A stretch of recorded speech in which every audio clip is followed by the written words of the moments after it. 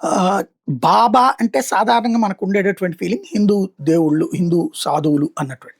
దాన్ని అడ్డు పెట్టినే చేసుకొచ్చాడు 'చెంగూర్ బాబా'. అసలు పేరు వచ్చేటప్పటికి జలాలుద్దీన్. కానీ 'చెంగూర్ బాబా' అనటం ద్వారా అతను ఒక హిందూ బాబా అన్నటువంటి కోణంలో మోసపూరిత బాబాలు అందరూ హిందువులు అనేటటువంటి కోణంలో ప్రొజెక్ట్ చేసుకొచ్చి ఒక గేమ్ నడిపాడు. Special anti terrorist squad court ఈ జలాలుద్దీన్ అలియా 'చెంగూర్ బాబా'కి బెయిల్ ఇవ్వడానికి నిరాకరించింది.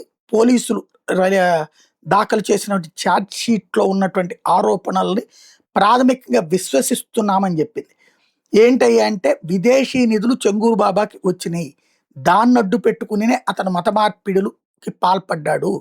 ముస్లిం అబ్బాయిల చేత హిందూ అమ్మాయిలని ట్రాప్ చేపిచ్చి అలా చేసినటువంటి వాళ్ళకి ఇంతింతని డబ్బులు వాళ్ళ అకౌంట్‌లో ఏసింది ఇతను అన్నటువంటిది తేలినటువంటి నేపథ్యంలో జరుగుతున్న విచారణ.